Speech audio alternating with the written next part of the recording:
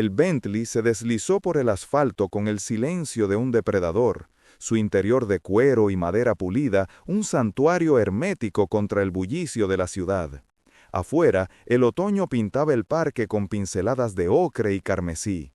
Adrián Balbuena observaba la escena sin verla realmente, su mente ocupada en las fluctuaciones del Nikkei, en la adquisición hostil de una tecnológica rival, en los intrincados laberintos de poder por los que navegaba cada día.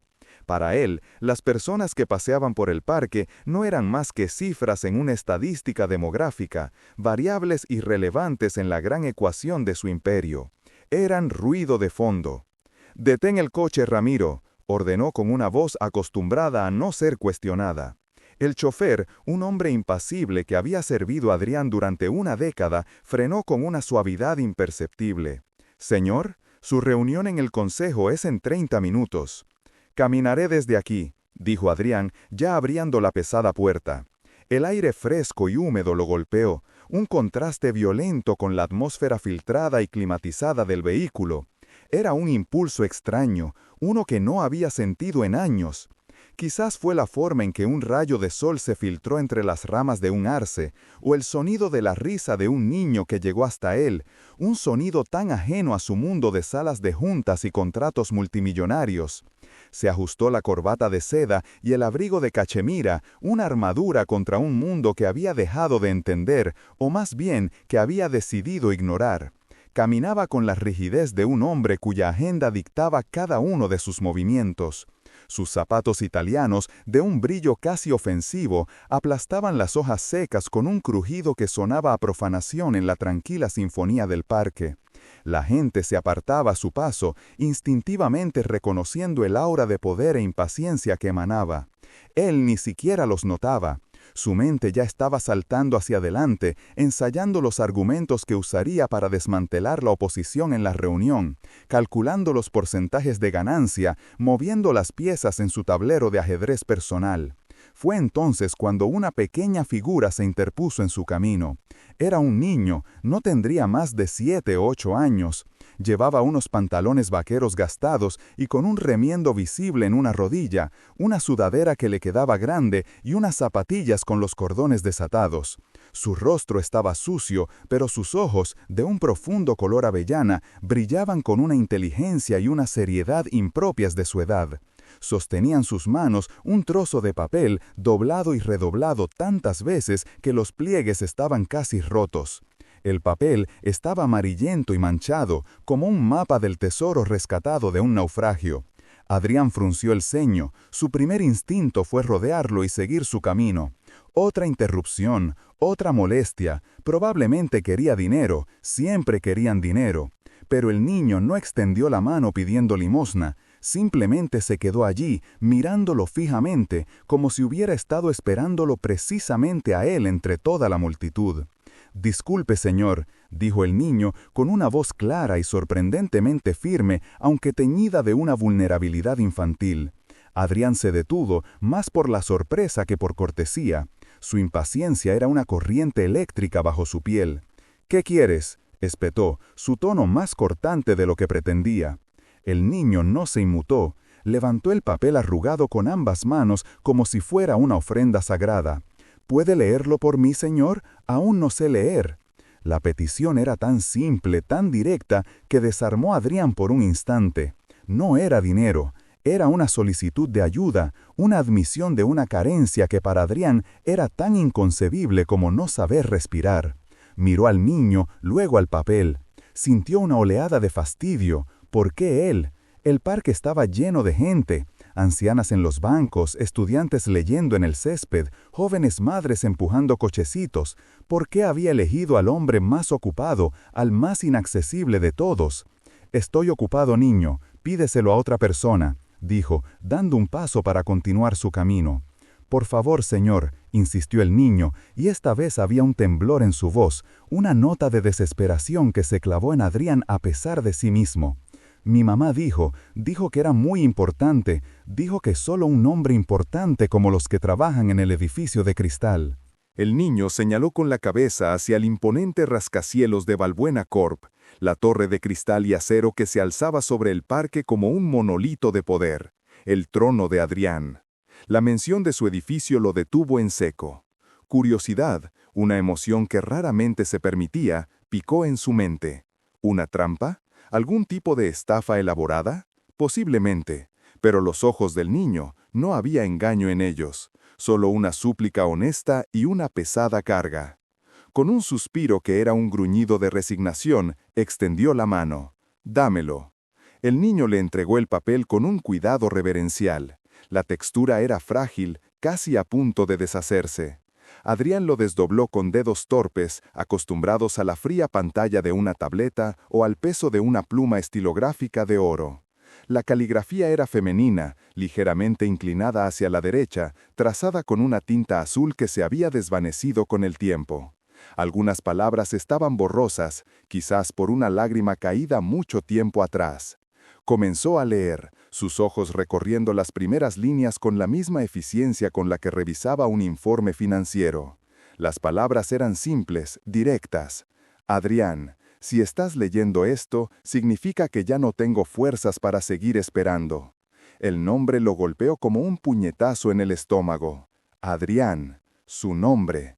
Su corazón, un músculo perezoso y bien protegido, dio un vuelco violento. El mundo a su alrededor se silenció. El murmullo del parque, el tráfico distante, el susurro del viento en los árboles, todo se desvaneció. Solo existían él y las palabras en ese papel frágil. Siguió leyendo, y cada letra era un clavo que se hundía en la coraza que había construido durante 20 años. La caligrafía. Dios mío, la caligrafía. Temblorosa, sí, pero inconfundible.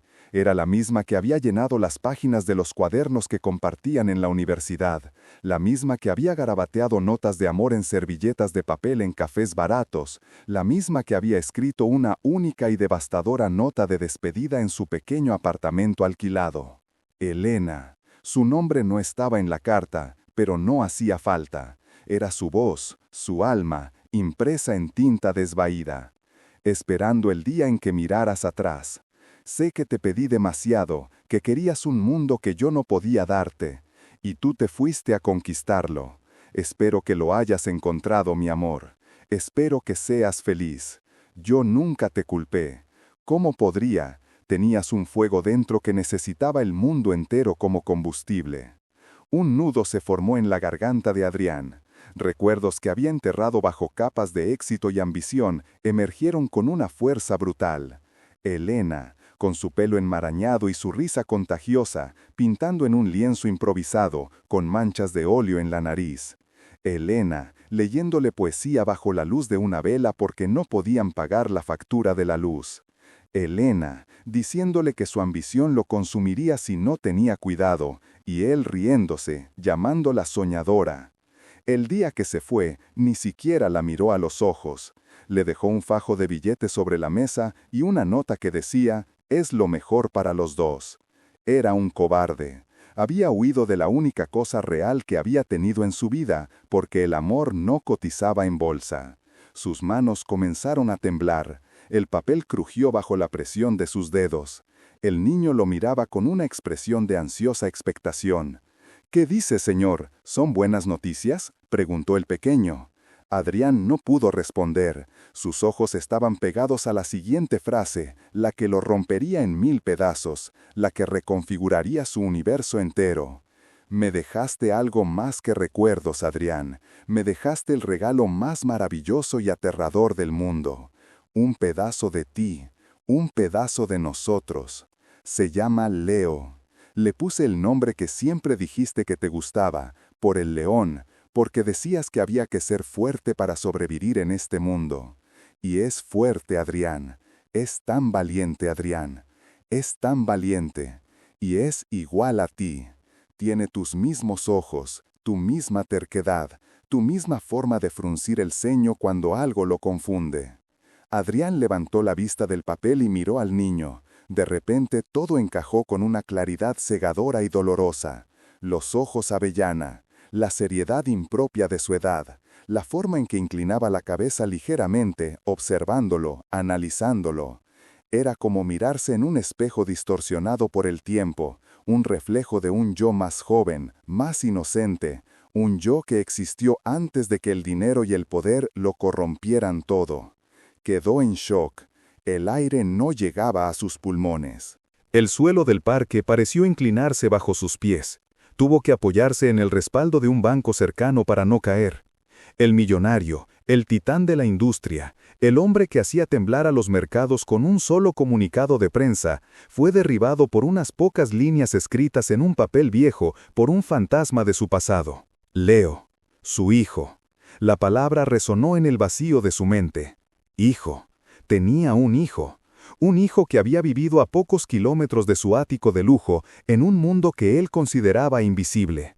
Un hijo que llevaba ropa gastada y no sabía leer. Estoy enferma, Adrián, continuaba la carta. Los médicos dicen que no me queda mucho tiempo. He intentado hacerlo todo sola, por orgullo, por no ser una carga para el hombre que vuela tan alto. Pero no puedo dejar a Leo solo. No puedo. Es mi único miedo. Te escribo esto no para pedirte nada a mí, sino todo para él. Si alguna vez sentiste algo por mí, por lo que fuimos, cuida de nuestro hijo. Él es lo mejor de nosotros dos. Vive en la calle del Olvido, número 14, apartamento 3B. Un nombre apropiado, ¿no crees? El lugar donde se esconde todo lo que el mundo prefiere olvidar. Calle del Olvido. Adrián ni siquiera sabía que existía una calle con ese nombre en su ciudad. La carta terminaba con una última frase, la caligrafía casi ilegible, como escrita con el último aliento. Él no sabe nada de ti. Le he dicho que, si algo me pasaba, debía buscar al hombre más importante del edificio de cristal y darle esta carta. Le dije que ese hombre era bueno y que lo ayudaría. Por favor, Adrián, no me hagas una mentirosa. Adrián dobló el papel lentamente, sus movimientos mecánicos, como los de un autómata. El shock inicial estaba dando paso a un torbellino de emociones, culpa, rabia, un dolor sordo y profundo, y algo más, algo que no había sentido en décadas, un miedo paralizante. Miedo por Elena, miedo por este niño, su hijo, que lo miraba con una confianza que él no merecía en absoluto. «Señor, ¿se encuentra bien? Está muy pálido», dijo Leo, su pequeña mano rozando tímidamente el brazo del abrigo de Adrián. El contacto fue como una descarga eléctrica. Era real. El niño era real. Adrián se agachó, un movimiento que le resultó extraño y doloroso para sus rodillas, acostumbradas a sentarse en sillas ergonómicas de miles de dólares. Se puso a la altura del niño, mirándolo directamente a los ojos. Ahora los veía de verdad. Vio el reflejo de su propio padre en ellos, la determinación de su madre, la chispa de inteligencia que a él le había servido para construir un imperio. Y vio a Elena. Vio la bondad de Elena en la curva de su boca, en la inocencia de su mirada. ¿Cómo está tu madre?», preguntó Adrián, su voz ronca, irreconocible. La expresión de Leo se ensombreció. La valentía que había mostrado antes se desvaneció, dejando al descubierto al niño asustado que era en realidad. «Está muy cansada, duerme mucho, a veces tose y no puede parar. La señora vecina, la del segundo, me da sopa para ella.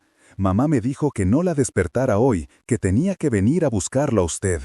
La urgencia lo atravesó como una lanza fría. «No me queda mucho tiempo». Las palabras de Elena resonaban en su cabeza. ¿Y si ya era tarde? ¿Y si había llegado 20 años tarde a su vida y unas pocas horas tarde a su muerte? Se puso de pie de un salto. El consejo de administración, la adquisición hostil, el Nikkei, todo se disolvió en la insignificancia. Eran fantasmas, abstracciones. Lo único real en el universo en ese momento era ese niño, y la mujer que se moría en un apartamento de una calle olvidada. Sacó su teléfono, un dispositivo de última generación que parecía un objeto alienígena en ese contexto. Sus dedos, que antes temblaban, ahora se movían con una precisión febril. «Ramiro», dijo cuando el chofer contestó al primer tono. Su voz era de acero, la voz del Adrián Balbuena que todos conocían y temían, pero esta vez no estaba impulsada por la ambición, sino por una desesperación pura. «Cancela todo. Mi agenda está vacía por el resto del día, por el resto de la semana. No me importa. Trae el coche a la entrada sur del parque, ahora. Y llama a mi médico personal, al doctor Méndez. Dile que es una emergencia de vida o muerte, que lo quiero en la calle del Olvido número 14, con todo lo que necesite. Y Ramiro encuentra la mejor ambulancia privada de la ciudad, los mejores especialistas en enfermedades pulmonares, lo que sea, no me importa el coste. Los quiero disponibles en 10 minutos. ¡Muévete!, colgó sin esperar respuesta. Se volvió hacia Leo, que lo observaba con los ojos muy abiertos, asustado por la intensidad de su tono. Adrián suavizó su expresión, intentando forzar una calma que no sentía. Leo, dijo, probando el nombre en sus labios. Sonaba a la vez extraño y familiar. Voy a llevarte a casa, voy a ayudar a tu madre. Tomó la pequeña mano del niño. Era cálida y delgada, perdida en la suya. Por primera vez en su vida adulta, Adrián Balbuena no estaba al mando. Estaba siguiendo a un niño de 7 años, su hijo, hacia un destino que él mismo había escrito y abandonado 2 décadas atrás.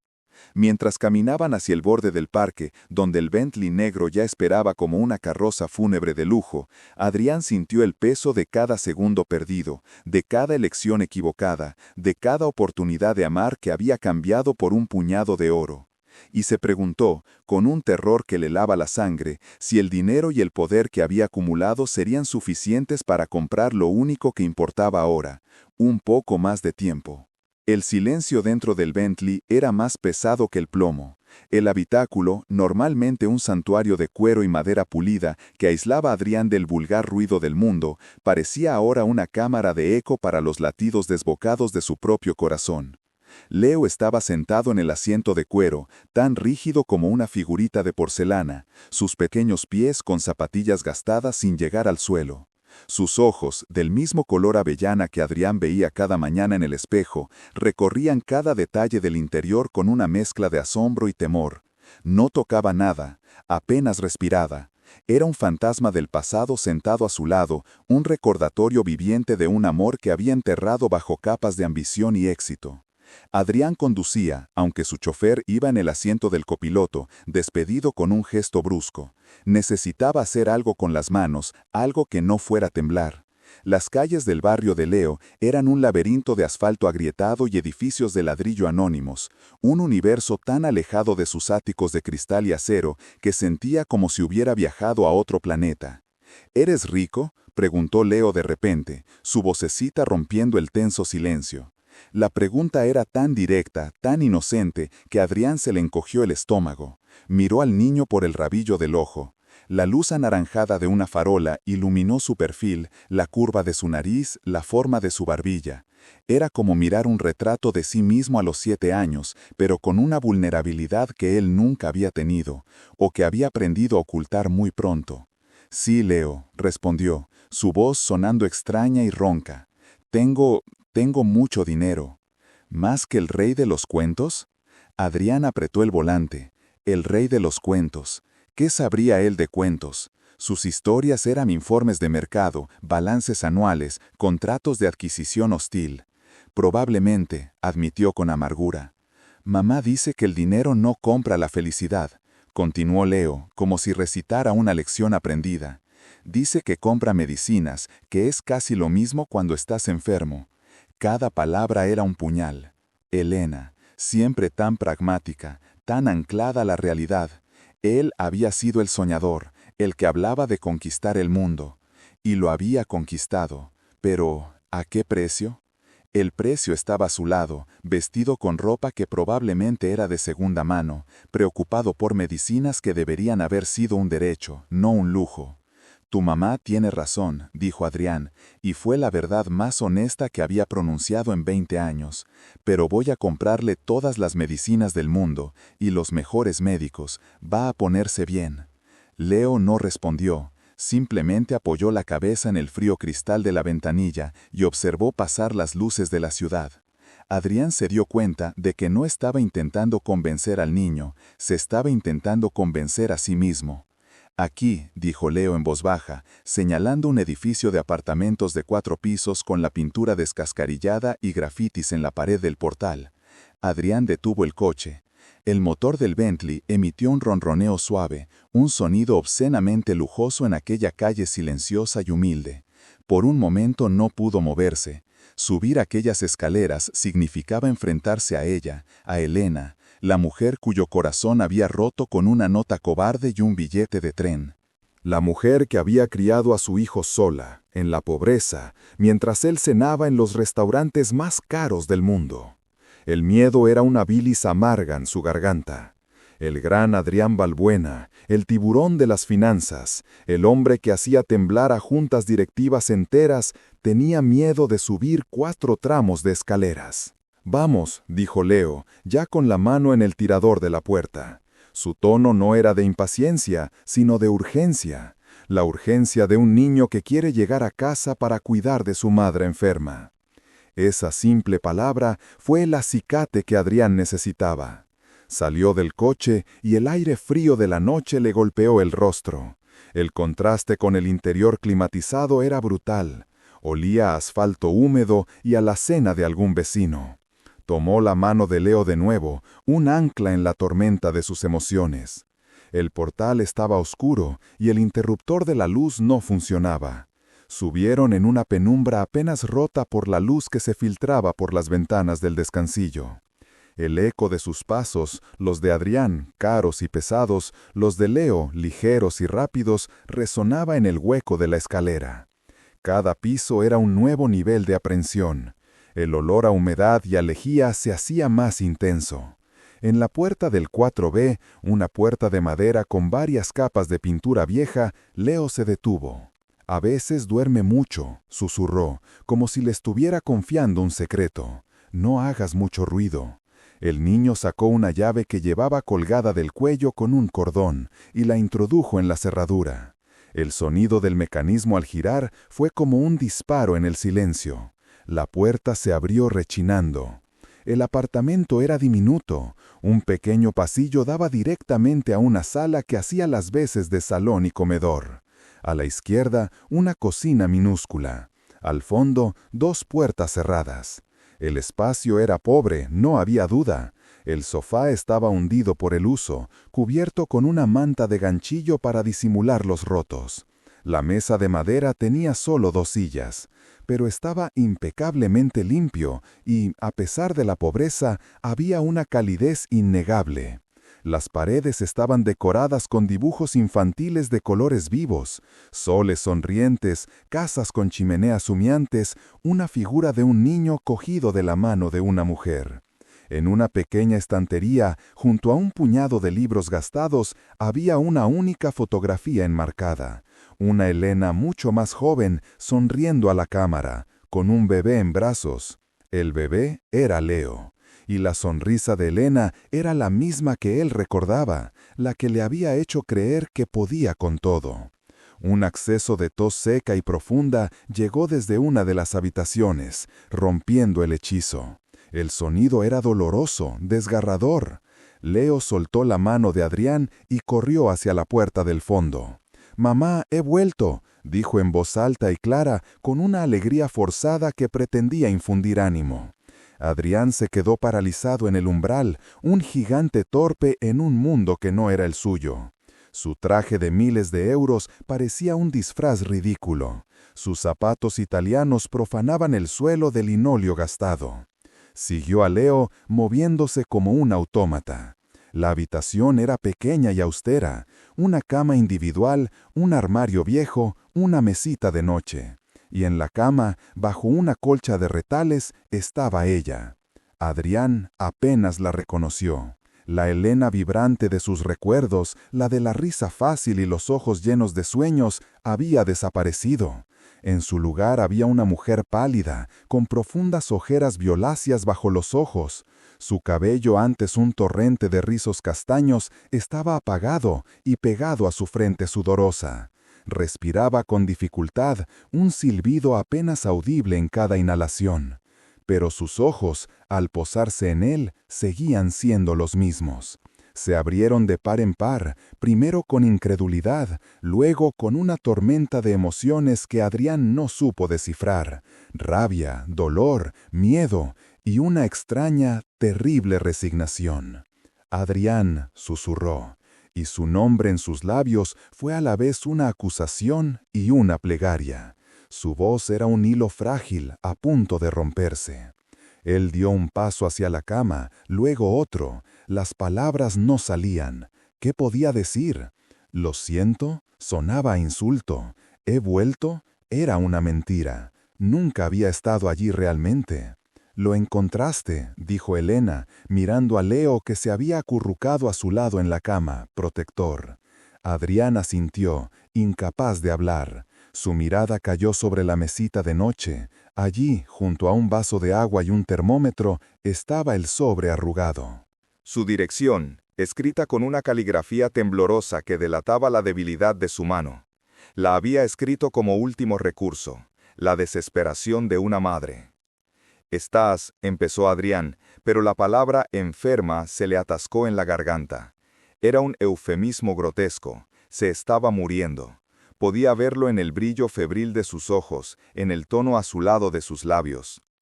«Estoy cansada», corrigió ella con una sombra de su antigua ironía. Intentó incorporarse, pero un nuevo ataque de tos la sacudió, dejándola sin aliento y temblando. Leo le acariciaba la espalda con su manita, murmurando, «Tranquila, mamá, ya estoy aquí». La escena era insoportable. Era un intruso en la íntima tragedia que él mismo había provocado 20 años atrás. «He llamado a unos médicos», dijo Adrián finalmente, aferrándose a lo único que sabía hacer, resolver problemas con dinero. «Los mejores, vienen hacia aquí. Te llevaremos a un hospital, al mejor hospital». Elena lo miró. En su mirada no había gratitud, solo un cansancio infinito. «Llegas tarde, Adrián, siempre llegas tarde».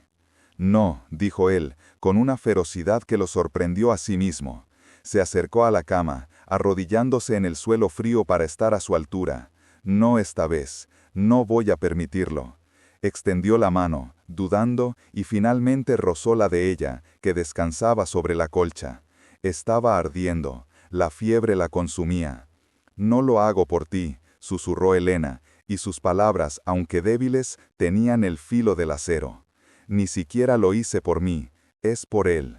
Su mirada se desvió hacia Leo, una mirada de amor tan puro y feroz que a Adrián le dolió físicamente. No podía dejarlo solo, no podía permitir que acabara en el sistema. Merece una oportunidad, la que tú y yo nunca tuvimos. «Tendrá más que una oportunidad», prometió Adrián, su voz quebrada. «Tendrá todo, te lo juro, Elena, por lo que más quieras te lo juro». «Yo ya no quiero nada», replicó ella, cerrando los ojos. «Solo que él sea feliz, y que sepa que su madre lo quería más que a nada en este universo». Una lágrima solitaria se deslizó por su sien y se perdió en el cabello. En ese momento el timbre sonó. Un sonido estridente, ajeno, que hizo que Leo se sobresaltara. Adrián se puso en pie de un salto. «Son ellos», dijo, «ya están aquí». Fue a abrir la puerta y se encontró con un equipo de 3 personas. 2 paramédicos con bolsas y equipos portátiles y un médico de aspecto severo y eficiente, el doctor Montero, el jefe de medicina interna de la clínica más exclusiva del país. Habían llegado en una ambulancia privada que esperaba abajo. Su presencia tan fuera de lugar en esa calle como la del Bentley. «Señor Balbuena», dijo el médico, asintiendo con la cabeza. Su mirada pasó por encima del hombro de Adrián, evaluando el humilde apartamento con una profesionalidad imperturbable. «¿Dónde está la paciente?» Adrián los condujo a la habitación. La entrada de aquellos 3 profesionales, con su aire de competencia y su costoso equipamiento, transformó el pequeño cuarto. Dejó de ser un santuario de enfermedad y amor para convertirse en una sala de emergencias improvisada. Leo se encogió, asustado por los extraños y el pitido de los aparatos que empezaban a montar. «Leo, ven conmigo», dijo Adrián suavemente, tirando del niño por el brazo. «No quiero dejar a mamá», protestó él, con los ojos llenos de lágrimas. «Solo un momento, dejemos que los doctores la ayuden, estaremos justo ahí fuera». Elena abrió los ojos y le dedicó a su hijo una sonrisa débil pero tranquilizadora. «Haz caso al señor, cariño, todo va a estar bien». Adrián llevó a Leo al pequeño salón y lo sentó en el sofá hundido. Se arrodilló frente a él. «Son los mejores médicos, Leo, van a hacer que mamá se ponga buena. ¿Confías en mí?» El niño lo miró, sus ojos avellana buscando la verdad en los de Adrián. Después de una larga pausa, asintió lentamente. Adrián se quedó con él, escuchando los murmullos profesionales que venían de la habitación, el sonido de un velcro al ajustarse, el pitido rítmico de un monitor de pulso. Cada segundo era una tortura. Se sentía completamente inútil. Podía comprar a los médicos, el hospital, la ambulancia, pero no podía entrar ahí y quitarle el dolor a Elena. No podía rebobinar el tiempo y tomar una decisión diferente en aquella estación de tren 20 años atrás. Pasaron 10, 15 minutos que parecieron una eternidad. Finalmente, el doctor Montero salió de la habitación, cerrando la puerta tras de sí. Su expresión era grave. «Señor Balbuena», comenzó, en voz baja para que Leo no oyera. «La situación es crítica. Sufre una neumonía bilateral muy avanzada, complicada por un cuadro de desnutrición y agotamiento extremo. Sus pulmones apenas funcionan. Francamente, es un milagro que siga consciente». «¿Qué significa eso?», preguntó Adrián, aunque ya sabía la respuesta. El miedo, frío y paralizante, se apoderó de él. «Significa que cada minuto cuenta. Necesitamos trasladarla a la UCI de inmediato. La hemos estabilizado para el viaje, pero su estado es extremadamente frágil. No le voy a mentir, el pronóstico es muy reservado». «Haga lo que tenga que hacer», ordenó Adrián, su tono volviendo a ser el del empresario acostumbrado a dar órdenes. Era un mecanismo de defensa. Si se concentraba en la logística, quizá no se derrumbaría. «No me importa el coste, quiero que tenga todo lo que necesite». «Tendrá el mejor equipo y los mejores cuidados a su disposición», aseguró el médico. «Preparen el traslado», dijo, volviéndose hacia los paramédicos. Sacaron a Elena en una camilla. Le habían puesto una mascarilla de oxígeno y una vía intravenosa en el brazo. Parecía increíblemente pequeña y frágil. Al pasar junto al sofá, sus ojos buscaron a Leo. El niño se levantó de un salto y corrió hacia ella. «¡Mamá!». Uno de los paramédicos detuvo la camilla. Elena levantó una mano temblorosa y le acarició la mejilla a su hijo. «Voy a dar un pequeño paseo, mi amor», dijo, su voz ahogada por la mascarilla. «Pórtate bien, te quiero». «Yo también te quiero, mamá», sollozó Leo. Adrián observaba la escena, con un nudo en la garganta tan grande que apenas podía respirar. Este era el resultado de sus decisiones. Este dolor, esta despedida incierta. «Yo cuidaré de él, Elena», dijo, su voz apenas un susurro. «Te lo prometo». Ella lo miró por encima de la mascarilla. Sus ojos se clavaron en los suyos. No dijo nada, pero en esa mirada leyó un universo de dolor, de reproche y quizá, solo quizá, una diminuta chispa de esperanza. Luego se la llevaron. Adrián y Leo se quedaron solos en el apartamento silencioso. El olor a antiséptico flotaba en el aire, una prueba de la invasión que acababa de ocurrir. Leo seguía de pie en medio del salón, mirando la puerta abierta por la que se habían llevado a su madre. Temblaba. Adrián se acercó y sin pensarlo lo rodeó con sus brazos y lo atrajo hacia él. El niño se resistió un instante, rígido, y luego se derrumbó contra su pecho, sollozando desconsoladamente. Adrián lo abrazó con fuerza, sintiendo el pequeño cuerpo sacudirse contra el suyo. Apoyó la barbilla en la cabeza del niño y cerró los ojos, inhalando el olor a champú infantil y a lágrimas. Por primera vez en su vida, Adrián Balbuena no estaba pensando en el próximo negocio, en la próxima adquisición, en el próximo millón. Estaba abrazando a su hijo, cuyo mundo se acababa de desmoronar, en el apartamento vacío de la mujer a la que había amado y abandonado. El silencio ya no estaba lleno de su propio pánico, sino del dolor de su hijo.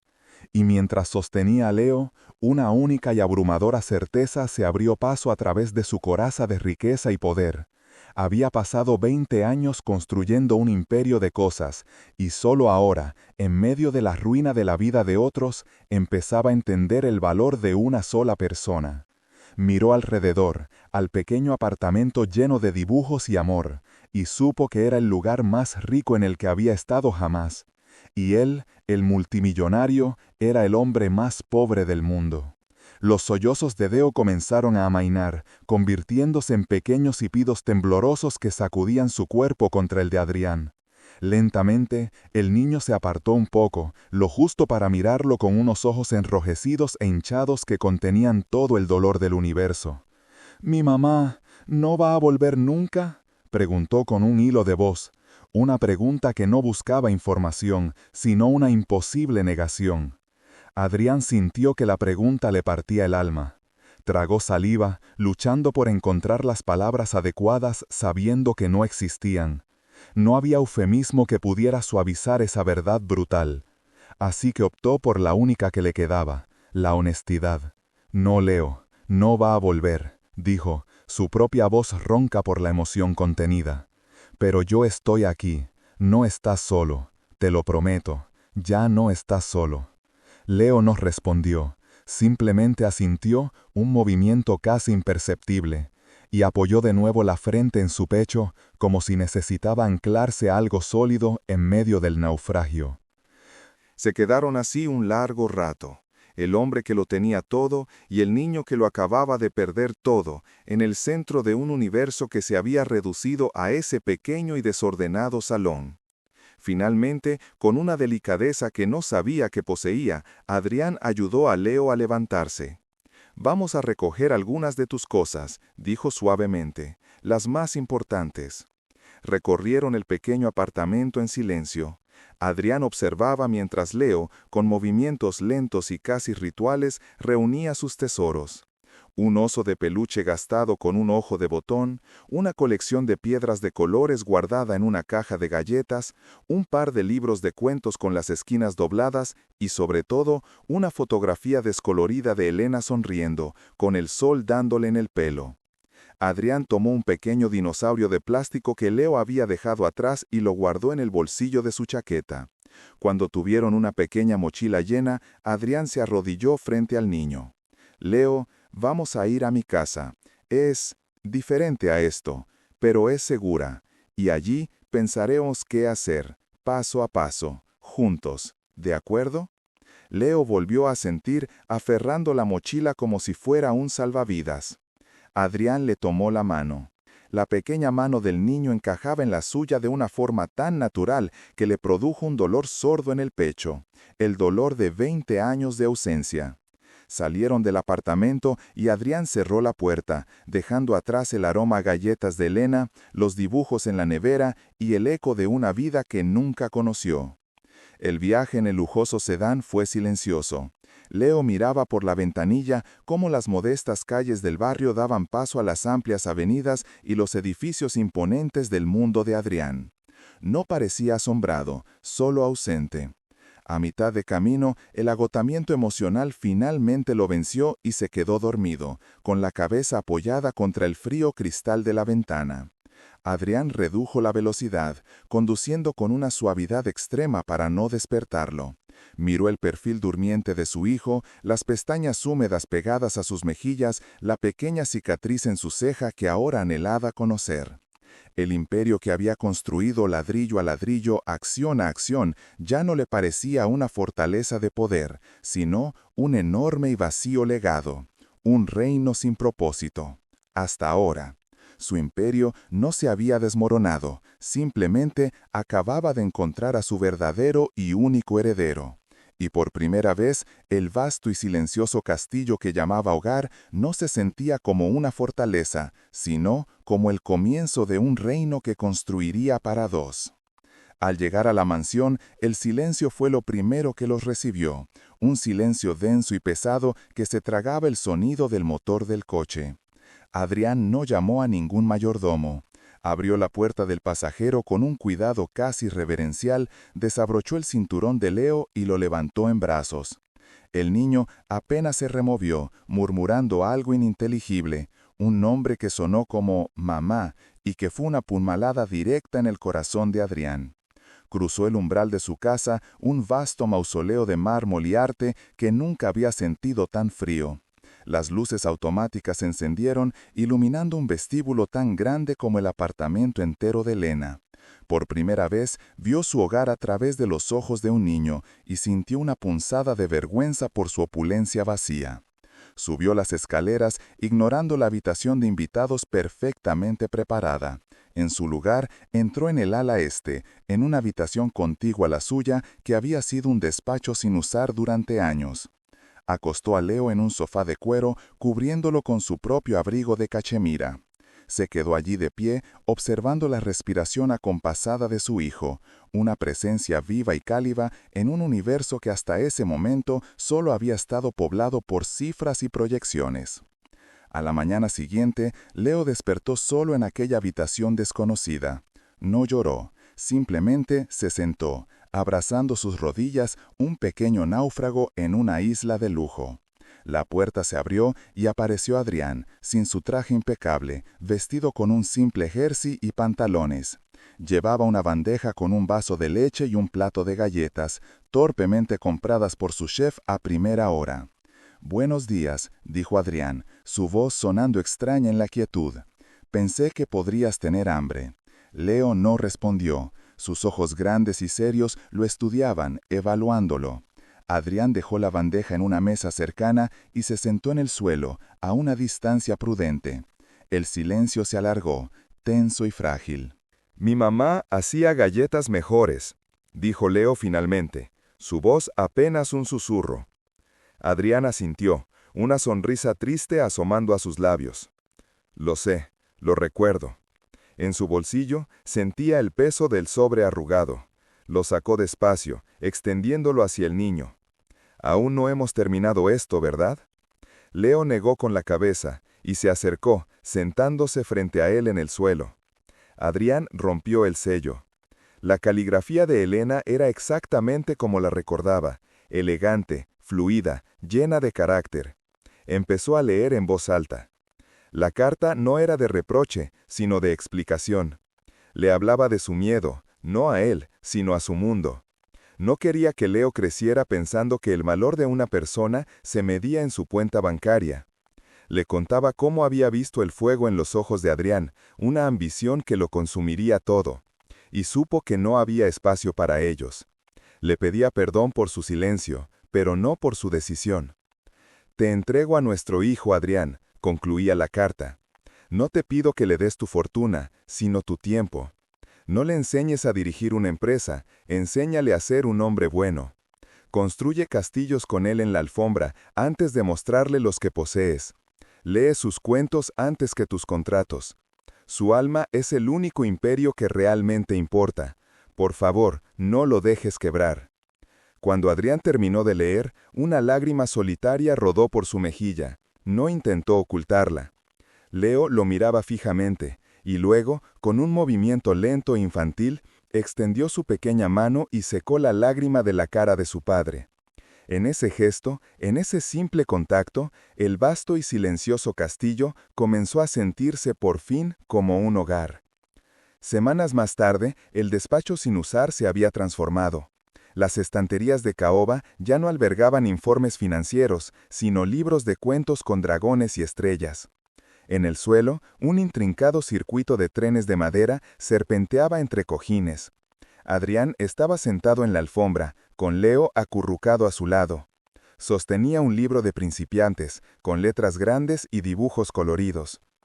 «Esta es la letra P», dijo Adrián, señalando la página. Leo frunció el ceño, concentrado. Su pequeño dedo siguió el contorno de la letra. «Pa, pa», silabeó lentamente. Levantó la vista hacia Adrián, sus ojos brillando con un orgullo incipiente. Adrián le devolvió la mirada, el corazón lleno de una emoción que ninguna adquisición multimillonaria le había provocado jamás. Ya no era Adrián Vélez, el magnate, era papá. El imperio seguía ahí fuera, esperando, pero sus fronteras se habían redibujado. Ahora, su verdadero reino estaba contenido en aquella habitación, construido no con ladrillos y acero, sino con paciencia, galletas mediocres y el sonido mágico de un niño aprendiendo a leer su propia historia. Los meses se deslizaron uno tras otro, tejiendo un año de primeras veces. La primera Navidad con un árbol que llegaba casi al techo, el primer diente de leche perdido y celebrado con una moneda bajo la almohada. La primera función escolar donde Adrián aplaudió con más fuerza que nadie. La Torre Vélez seguía dominando el horizonte de la ciudad, pero su dueño ya no la contemplaba desde la soledad de un ático, sino desde la ventana de un coche de camino a recoger a su hijo del colegio. Una tarde, mientras la lluvia tamboreaba suavemente contra los cristales del antiguo despacio, Leo se acercó a él. Ya no era el niño diminuto y asustado que se escondía tras sus propias piernas. Ahora, con 7 años recién cumplidos, caminaba con una confianza tranquila. En sus manos sostenía una hoja de papel, doblada con un esmero casi doloroso. Por un instante, el corazón de Adrián dio un vuelco, transportado a aquel primer día en el orfanato. ¿Puedes leerlo por mí, papá?, preguntó Leo, con una chispa traviesa en los ojos. Adrián sintió el eco de esas mismas palabras, pero antes de que pudiera responder, Leo sonrió de oreja a oreja. «Es broma, ahora puedo leerlo yo». Desdobró el papel. Su dedo, aún pequeño pero ahora seguro de sí mismo, recorrió las líneas torcidas y claras que él mismo había trazado con un lápiz. Su voz, aunque infantil, sonó firme y llena de orgullo. «Pa, pa», deletreó lentamente, mirando a Adrián para asegurarse de que estaba prestando atención. Res, mi, roe, te, quiero. Adrián no respondió, no pudo. Un nudo apretado en su garganta le robó el aliento. El recuerdo de aquella otra nota, la que encontró en el bolsillo del abrigo raído de Leo, lo golpeó con la fuerza de un fantasma. Aquella era una historia de abandono y miedo, escrita por una mano anónima. Esta era un ancla, un testamento de amor escrito por la única mano que importaba en el mundo. Una lágrima, luego otra, cayeron sobre el papel, emborronando ligeramente la tinta del lápiz. Adrián no se molestó en secarlas. En su lugar, extendió los brazos y atrajo a Leo hacia sí, abrazándolo con una fuerza que contenía todo el amor no expresado de su vida. Hundió su rostro en el pelo del niño, que olía a champú de manzana y a galletas. Ya no leía informes de mercado ni proyecciones financieras. Leía listas de la compra garabateadas, notas pegadas en la nevera y, sobre todo, leía en los ojos de su hijo la única historia que ahora importaba. El niño que no sabía leer le había enseñado a él el verdadero significado de cada palabra. Y en la palabra papá, Adrián Vélez, el millonario, había encontrado por fin todo su patrimonio. Leo se acurrucó contra él, sintiendo la humedad de las lágrimas en su propio hombro, y sus pequeños brazos rodearon el cuello de Adrián con una confianza absoluta. No entendía la profundidad de la emoción de su padre, pero comprendía el lenguaje universal de un abrazo. Tras un largo momento, se apartó un poco, sus ojos serios buscando los de Adrián. «¿Está bien, papá?», preguntó en un susurro, la palabra recién aprendida sonando a la vez extraña y perfecta en sus labios. Adrián soltó una risa ahogada, una mezcla de sollozo y alegría. Con el dorso de la mano se secó torpemente las mejillas. «Estoy más que bien, Leo», respondió, su voz todavía ronca. «Estoy perfecto». «Y esto», dijo, levantando el papel con sumo cuidado, como si fuera el contrato más valioso de su vida, «es la palabra más hermosa que he leído nunca». A partir de ese día, algo fundamental cambió en la mansión Vélez. El despacho de Caoba, antes un santuario de silencio y cifras, se llenó de vida. Sobre la pulida superficie del escritorio, junto al teléfono de última generación y los informes sellados, apareció un pequeño marco de plata. Dentro no había una foto, sino el trozo de papel arrugado con la palabra papá escrita en un trazo infantil. Se convirtió en el único gráfico que Adrián consultaba con verdadera atención, el único indicador cuyo valor ascendía cada día. Las reuniones se acortaron, los viajes de negocios se pospusieron. Adrián descubrió que podía dirigir su imperio desde casa con una eficiencia sorprendente, sobre todo cuando sus descansos consistían en construir fortalezas de cojines en el salón o examinar los dibujos de dinosaurios con colores imposibles que Leo producía en masa. La antigua nota, la del abrigo, fue sacada de su cartera. Adrián la miró por última vez, no con dolor, sino con una especie de gratitud sombría. Era el prólogo de su historia, el oscuro capítulo que hacía que la luz del presente brillara con más intensidad. La guardó en una caja de recuerdos, un mapa del lugar del que habían venido, y cerró la tapa. Una tarde, mientras el sol de la tarde teñía de oro la biblioteca, Adrián se sentó en un sillón con Leo en su regazo. No sostenían un informe financiero, sino un libro de cuentos con ilustraciones brillantes. Y el valiente caballero, leía Adrián, su dedo trazando la línea bajo las palabras. Rescató, deletreó lentamente, sus ojos fijos en las letras, su pequeña frente arrugada por la concentración. Rescató a la princesa. Adrián sonrió, apretando suavemente el hombro del niño. El imperio de acero y cristal que había construido ladrillo a ladrillo parecía ahora un logro menor, un eco lejano. Su verdadero legado no estaba en los rascacielos que llevaban su nombre, sino en aquel pequeño momento, el sonido de su hijo aprendiendo a leer el mundo, un mundo que ellos, juntos, estaban apenas empezando a escribir. Y en ese universo de dragones, princesas y palabras recién descubiertas, el millonario finalmente se sintió, por primera vez en su vida, incalculablemente rico. Los años se deslizaron uno sobre otro como las páginas de un libro muy querido. La Biblioteca Pública Elena Rivas, nombrada en honor a la madre de Leo, se erigía donde antes solo había un solar abandonado, un edificio de cristal y madera clara que parecía respirar luz. Adrián no lo había construido como un monumento a la caridad, sino como un hogar para las historias, un refugio para cualquiera que buscase una palabra de consuelo o una ventana a otro universo. Una tarde de sábado, el murmullo de las voces infantiles llenaba una de las salas de lectura. En el centro de un círculo de niños sentados con las piernas cruzadas sobre cojines de colores, estaba Leo. Ya no era el niño de la frente arrugada por el esfuerzo. Su voz era clara y llena de inflexiones, dando vida a dragones que escupían caramelos y a piratas que buscaban tesoros de chocolate. Adrián lo observaba desde el umbral, oculto tras una estantería, con una sonrisa que ya no le resultaba extraña en el rostro. Había aprendido que la verdadera construcción no consistía en apilar pisos hacia el cielo, sino en sentar las bases para que un niño pudiera alcanzar sus propias estrellas. Cuando la sesión de cuentacuentos terminó y los niños se dispersaron entre risas, Leo corrió hacia Adrián. Llevaba en la mano uno de los libros que habían leído, uno que Adrián no reconoció. «Tengo algo para ti, papá», dijo Leo, extendiéndole el libro. Adrián lo tomó, extrañado. Al abrirlo, no encontró ilustraciones de caballeros ni princesas. Las páginas estaban en blanco, salvo por una, justo en el medio. En ella, con una caligrafía aún torpe pero decidida, Leo había escrito algo. No era una petición ni una pregunta, era una declaración. Adrián acercó el libro para leerlo.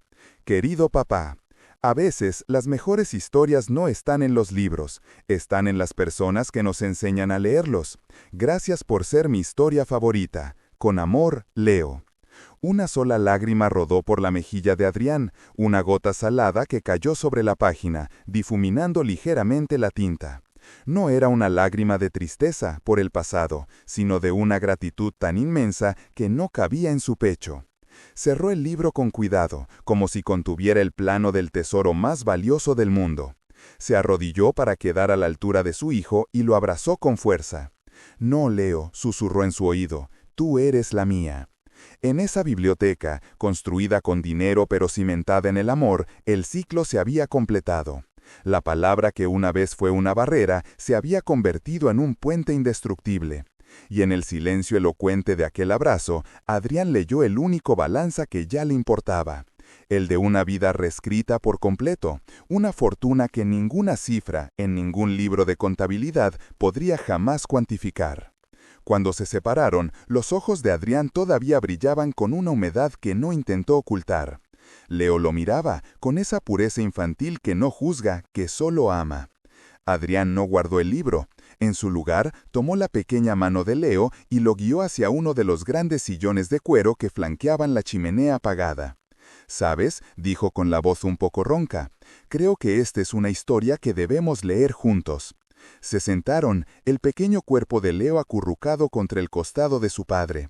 Adrián abrió el libro en la primera página, el olor a papel viejo y tinta llenando el aire entre ellos. Su dedo, grande y calloso por años de trabajo que precedieron a la fortuna, se posó bajo la primera línea. No para descifrar, sino para guiar. Había una vez, comenzó a leer Adrián, su voz grave y clara. A su lado, Leo escuchaba, y de vez en cuando su vocecita se unía a la de su padre para pronunciar una palabra que reconocía, un pequeño eco lleno de orgullo. Ya no era un millonario enseñando a su hijo a leer, eran solo un padre y un hijo, compartiendo un mundo. En el vaivén de las frases, en la cadencia de la historia que cobraba vida, Adrián comprendió que su mayor legado no serían las empresas que había construido, ni las bibliotecas que había financiado. Su verdadero legado era ese momento, el peso cálido de su hijo a su lado, el sonido de sus dos voces entrelazadas, construyendo un puente de palabras no para superar un déficit, sino para habitar un universo juntos. Y mientras leía, supo que, aunque había aprendido a leer el mundo de los negocios a la perfección, solo ahora, en aquel sillón, estaba aprendiendo a leer lo que de verdad importaba. La página final se deslizó bajo su pulgar. La historia del caballero y el dragón había llegado a su fin, no con una batalla estruendosa, sino con un entendimiento silencioso, muy parecido al que ahora llenaba la habitación. Leo no aplaudió ni pidió otra historia, simplemente suspiró, un sonido suave y satisfecho, y su cabeza, que había estado apoyada en el hombro de Adrián, se hizo un poco más pesada. Sus ojos se cerraban lentamente, las largas pestañas rozando sus mejillas. «Papá», murmuró, con la voz pastosa por el sueño. ¿Mañana leeremos la del barco pirata? No era una exigencia, sino una certeza feliz. La promesa de otro mundo por descubrir, juntos. «Claro que sí, campeón», susurró Adrián. Y la palabra campeón ya no sonaba como el apodo de un futuro heredero, sino como el tierno reconocimiento a un pequeño aventurero. Con un cuidado que jamás dedicó a ninguno de sus preciados objetos de colección, Adrián se levantó, acunando a su hijo dormido. El libro se deslizó del regazo y cayó suavemente sobre la alfombra, abierto en su última página. Adrián ni siquiera lo notó. Su atención estaba completamente fija en la respiración acompasada de Leo contra su pecho. Caminó por los pasillos silenciosos de la mansión, pasillos que a menudo le habían parecido fríos y vacíos, pero que ahora se sentían como el camino sagrado entre una aventura y un sueño. Dejó a Leo en su cama, lo arropó y se quedó un momento observando la serenidad en su rostro infantil, iluminado apenas por la luz de la luna que se colaba por la ventana. De vuelta en la biblioteca, la luz de la lámpara iluminaba el libro caído. Adrián lo recogió. No era una primera edición rara ni un manuscrito invaluable. Era un simple libro infantil con las esquinas gastadas. Y sin embargo, sintió que sostenía el objeto más valioso de toda su fortuna. Miró a su alrededor, a las estanterías que se elevaban hasta el techo, repletas de lomos de cuero y letras doradas. Durante años las había visto como un arsenal de conocimiento, un testimonio de su poder para adquirir cualquier cosa. Ahora las veía de otra manera. Eran puertas, cientos de puertas que él y Leo cruzarían juntos. El niño que una vez no sabía leer se había convertido en un hombre que podía comprar el mundo. Pero fue su propio hijo, con una simple pregunta, quien le enseñó que el mayor tesoro no era poseer todos los libros, sino tener a alguien con quien compartir una sola palabra. Apagó la luz, dejando la habitación en una penumbra confortable. El imperio podía esperar. Mañana había un barco pirata que zarparía, y él sería el lector, el guía, el padre, el hombre que por fin sabía leerlo todo. A la mañana siguiente, el sol no era un simple astro, sino un cómplice dorado que se derramaba por los pasillos de la mansión. Adrián no se dirigió a su despacho, no consultó las bolsas de Tokio ni de Londres. En su lugar, caminó con un sigilo que no usaba desde su infancia y se detuvo ante la puerta de la habitación de Leo. La empujó suavemente. El niño dormía, con el pequeño libro de piratas aún abrazado contra su pecho, como un talismán. Una hora más tarde, la cama de Leo ya no era una cama, era el Halcón Marino, un formidable navío hecho de almohadas como olas y una sábana izada en la lámpara de pie a modo de vela mayor. Adrián, sentado en el borde con las piernas cruzadas, abrió el libro. Su voz, normalmente un instrumento de mando en juntas directivas, se transformó. Se hizo grave y rasposa para el capitán Barbanegra, aguda y chillona para el loro vigía, y temblorosa para el grumete que avistaba tierra. Leo, con los ojos como dos platos oscuros, no se movía. Su pequeña mano se había posado sobre la de su padre, no para pedir nada, sino simplemente para anclarse a la historia, al momento. Señalaba los dibujos de cofres rebosantes de monedas de oro y espadas curvas. Juntos navegaron por tormentas de tinta y mares de papel, lucharon contra un kraken dibujado con trazos feroces y encontraron una isla con forma de calavera. Cuando Adrián leyó la última palabra, fin, un silencio cálido llenó la habitación. El niño no dijo nada durante un largo instante. Luego levantó la vista hacia su padre, y en su mirada no había la admiración que Adrián solía ver en sus empleados, sino algo infinitamente más puro, confianza. Mañana, susurró Leo, con la voz aún ronca de sueño y aventura, ¿buscamos el tesoro de verdad? Adrián sintió una punzada en el pecho, una alegría tan expansiva que le robó el aliento. No era la euforia de cerrar un trato millonario, era la calma profunda de haber encontrado el verdadero mapa. Asintió incapaz de hablar. Más tarde, de pie solo en la biblioteca, ya no veía las estanterías como un depósito de conocimiento, sino como un puerto. Cada libro era un barco distinto, con un destino único. El de piratas era solo el primero de una flota infinita. Se dio cuenta de que durante años había acumulado barcos sin saber que su verdadero propósito no era poseerlos, sino tener un copiloto para cada travesía. Apagó la luz, dejando la habitación en una penumbra confortable. El imperio podía esperar. Mañana había un barco pirata que zarparía, y él sería el lector, el guía, el padre, el hombre que por fin sabía leerlo todo. Había aprendido la lección más importante.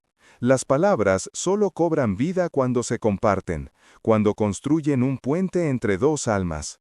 Y supo, con una certeza que ninguna cifra en un balance podría igualar, que su mayor aventura no estaba escrita en ningún libro antiguo, sino en las páginas que él y Leo empezarían a leer, juntos, cada día.